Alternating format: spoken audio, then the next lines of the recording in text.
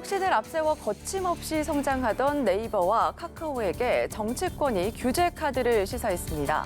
이로 인해 네이버와 카카오의 주가가 급락하며 두 기업의 시가총액도 크게 줄었는데요. 정치권이 빅테크 기업 규제에 나선 배경부터 여파까지 살펴보겠습니다. 네, 다음 주제입니다. 콘텐츠 공룡이라 불리는 디즈니 플러스가 11월 12일 국내 출시를 공식화하며 국내 온라인 동영상 서비스 업계가 긴장하고 있습니다. OTT 지역의 대대적인 변화도 예상되고 있는데요. 향후 판도 전망해 보겠습니다.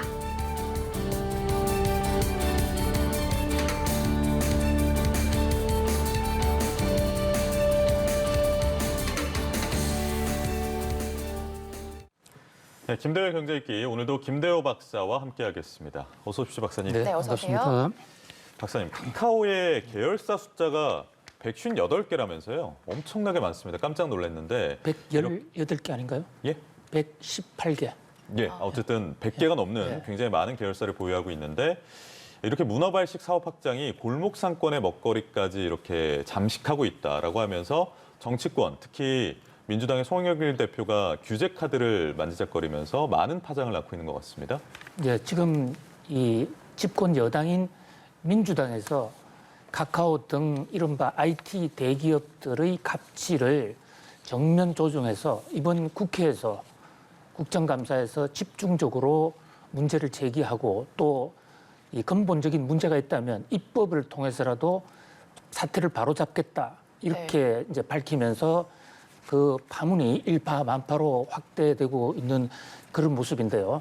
현재 지금 이 민주당 의원들이 카카오 토론회에서 한 얘기들을 놓고 보면 이 카카오 등 IT 대기업들이 시장 골목 상권에 침투해서 겉으로는 혁신이라고 그러면서 혁신이라는 명분 아래 많은 어떤 이 골목 상권이 하던 영업을 다 탈취해가고 오히려 나중에는 결과적으로 소비자들에 대한 비용도 올리고 있다. 지금 그래픽에 나오고 있지 않습니까? 지금 송영길 대표 같은 것은 카카오가 성장한 그 이면에 시장 독점이라는 어두운 그림자가 자리 잡고 있다. 아주 직격탄을 날렸고요. 민주당 원내대표 윤호중 의원 같은 경우에는 카카오의 행보 하나하나가 큰 우려를 낳고 있다. 지금 말씀하신 대로 카카오의 자회사가 회사 숫자가 무려 지금 118개입니다. 이것도 118개라는 통계도 있고 158개라는 통계도 또 있더라고요. 네, 지금 그게 그 통계가 나오는 게 그 공정거래법상 일정 규모 이상을 가진 것을 이제 통상 경제적으로 그것을 계열사라고 하는데 그것이 이제 118개가 있고 118개가 있고요. 또 뭐 아주 적은 지분까지 다 포함하면 그보다 숫자는 훨씬 더 많아지겠죠. 예. 공정거래법상 118개로 지금 집계가 되고 있는데 이것은 지금 우리나라 재벌들 중에 이 문어발로 계열사가 가장 많은 회사가 SK입니다. SK 다음으로 2등으로 많은 것이거든요. SK는 전통적으로 문어발로 유명한 회사죠. 근데 수십 년 오랫동안 쌓아온 건데 카카오나 네이버가 이렇게 빠른 속도로 문어발 경영을 하면서 특히 요소에 서민 생활, 골목 상권에 집중적으로 침투한다. 이를테면 술 음주 운전할 때 대리운전 해주는 거. 네. 그건 뭐 그야말로 서민 골목 상권 중에 상권이었는데 여기에 들어가서 얼핏 보면 이제 이 카카오를 이용해서 할 수 있으니까 훨씬 빨리 하고 속도를 높일 수 있으니까 이것을 혁신이라고도 볼 수 있는데요. 문제는 카카오가 처음에는 공짜로 서비스를 시작하는 것처럼 하면서 어느 정도 시장이 장악되고 나면 가격을 더 올린단 말이죠. 최근에 택시 호출 서비스에서도 이런 일이 있었지 않습니까? 예. 그래서 민주당에서는 이것은 서민 생계 보호 차원에서 더 이상 참지를 못하겠다. 이래서 정면으로 조준을 해 나왔는데 물론 해마다 정기국회가 되면 국정감사가 되면 이런 카카오나 네이버의 갑질에 대한 어떤 문제 제기가 있어 왔습니다. 그런데 올해는 대통령 선거도 있고 좀 더 적극적이고 공격적이지 않느냐는 이런 전망도 하나 있었고요.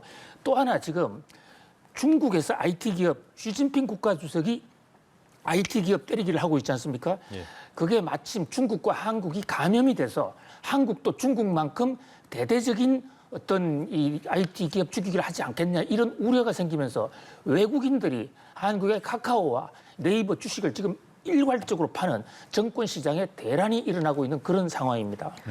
네, 계속해서 이 성장하고 있는 유니콘 기업들에 대한 이 규제 사각지대 문제가 계속 대두가 되고 있는데 이와 관련해서 네이버, 카카오 주가가 많이 휘청거렸어요. 구체적으로 얼마나 하락을 했나요? 예, 지금 사건이 터진 지가 약 한 30시간 정도 되는데요.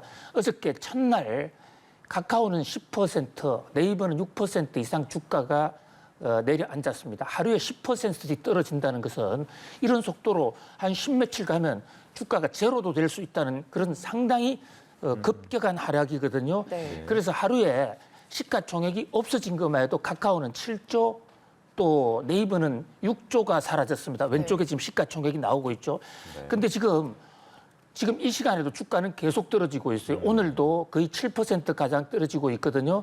그렇다면 카카오 같은 경우에는 약 30시간에 주가가 7, 8%가 떨어지고 있고 네이버도 상당히 빠른 속도로 떨어지고 있는데 주가 떨어지는 그 내용에서는 거의 대부분 지금 외국인들이 마치 약속이나 한 듯이 네. 카카오와 네이버 주식을 거의 투매, 완전히 집어 던지고 있거든요. 그것뿐만이 아니고 외국인들은 공매도까지 걸어가지고요.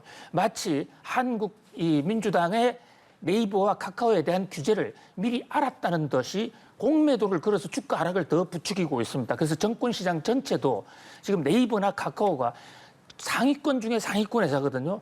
그래서 전체 지금 코스피 시장이 흔들흔들하는 그런 큰 혼란상을 빚고 있습니다. 예, 지금 저희가 전해드린 주가는 어제 종가 기준이고 오늘 종가는 얼마에 형성될지 또 바라봐야 될 것 같습니다.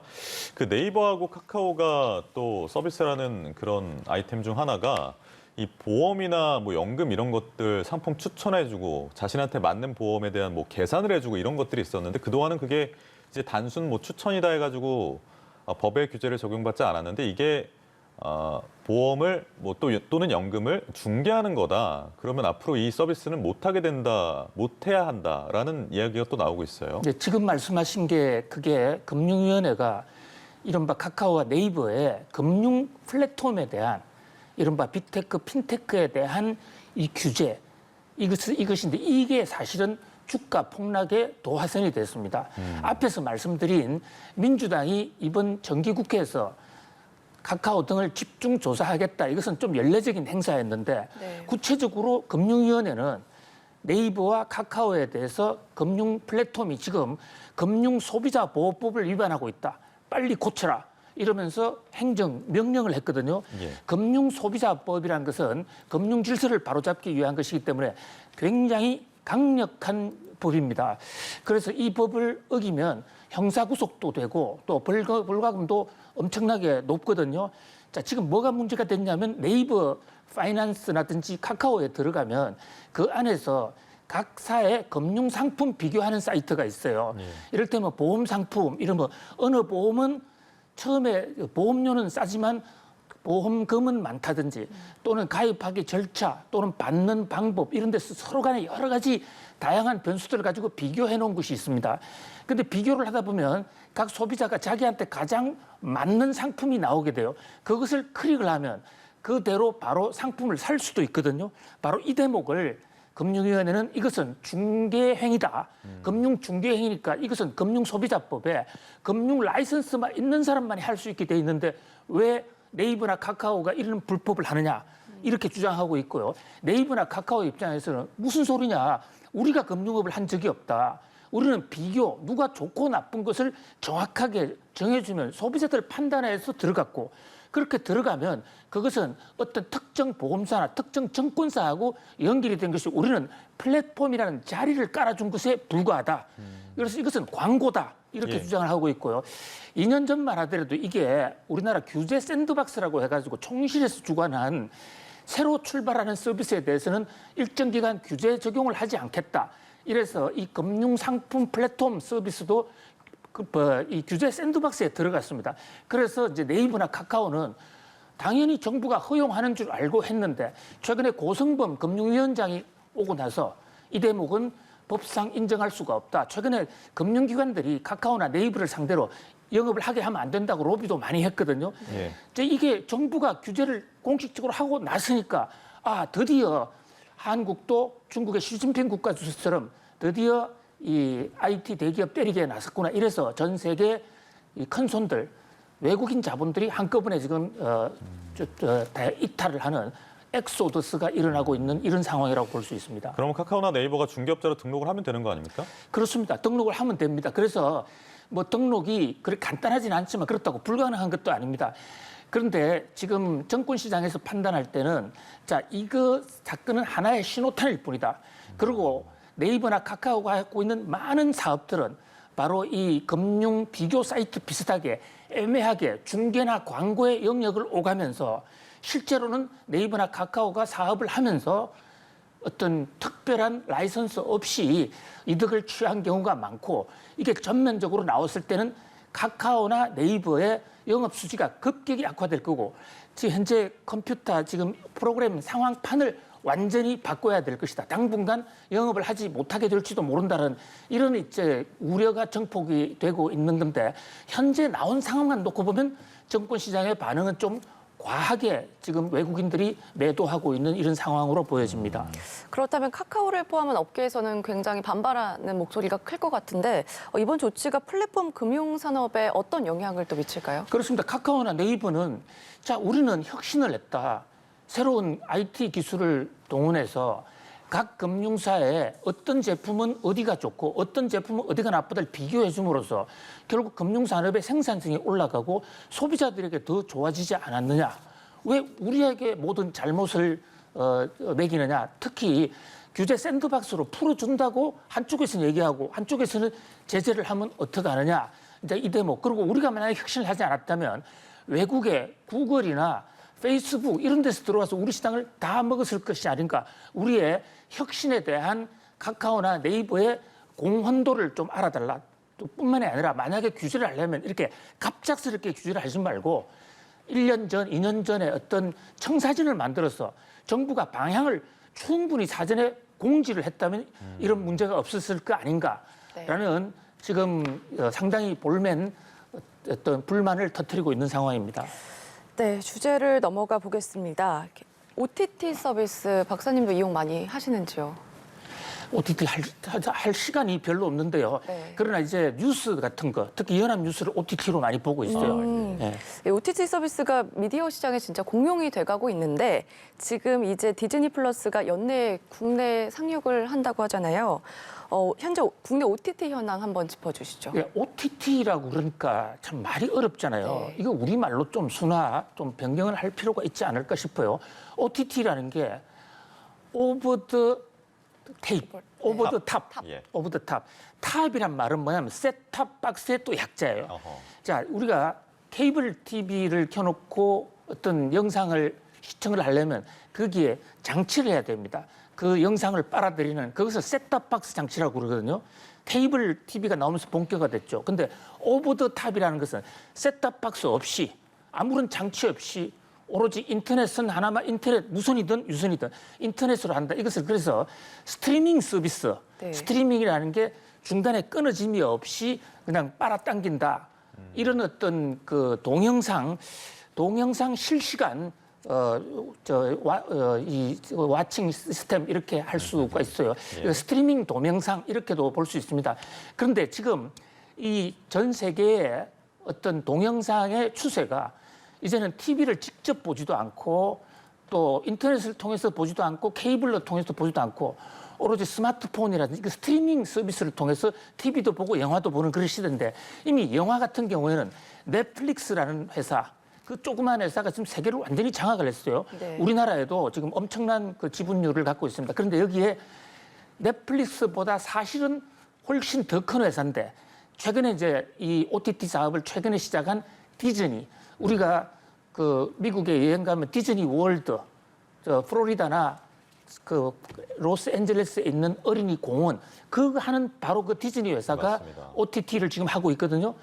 그래서 OTT는 돈도 많고 특히 직접 영화를 만듭니다. 넷플릭스는 원래 영화 만드는 곳이 아니었어요. 그냥 중계만 해주는 건데 요즘 일부 만들기도 하지만 예. 그러나 디즈니 플러스가 훨씬 잠재 재력이 크다. 저게 11월 12일 날 오거든요. 아시아에서는 지금 6번째로 한국에 도착하는데 저게 들어오면 이 영화 OTT도 판도가 변하겠지만 그것뿐만 아니라 이 TV, 동영상 여기에 대한 천지개벽이 일어날 수 있다. 이런 면에서 지금 경제계가 아주 비상한 관심을 갖고 지켜보고 있습니다. 그러니까 토종 OTT 업체들 입장에서는 넷플릭스라는 큰 형님이 있었는데 더 센 형님이 들어오는 거잖아요. 어떻게 하면 살아남을 수 있을까요? 그렇습니다. 지금 우리는 넷플릭스와 디즈니의 경쟁을 많이 지금 걱정하고 있는데요. 재미는 있죠. 세계 1등과 2등이 싸우니까.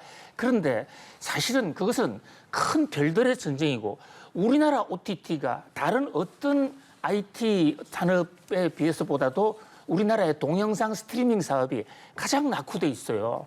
현재 지금 디즈니 플러스가 들어오기 전에도 우리나라 동영상 시장은 유튜브하고 넷플릭스가 다장악을 하고 있습니다. 그래서 유튜브는 특히 각자 개인이 올린 유튜브라든지 뉴스 프로그램 뭐 이런 것들 연합뉴스도 유튜브를 통해서 지금 서비스하고 있지 않습니까? 네. 그런 걸 돈 내고 보게 되면 바로 그게 유튜브 OTT가 되는 것이거든요. 그런데 이제 디즈니 플러스까지 들어오게 되면 국내 토종 OTT는 그야말로 뿌리를 내리지 못하게 될 가능성이 굉장히 높아요. 특히 우리나라 OTT는 지금 하드웨어, 컴퓨터 서버에서 문제라기보다는 컨텐츠, 우리가 스스로 만드는 영화 이런 것들이 동영상 프로그램이 상당히 부족합니다. 그런 면에서 한국 OTT로서는 또 한 번의 큰 생존의 위기를 맞고 있다 이렇게 볼 수가 있습니다. 네, 알겠습니다. 오늘도 잘 들어왔습니다. 김대호 박사님과 함께했습니다. 고맙습니다. 감사합니다.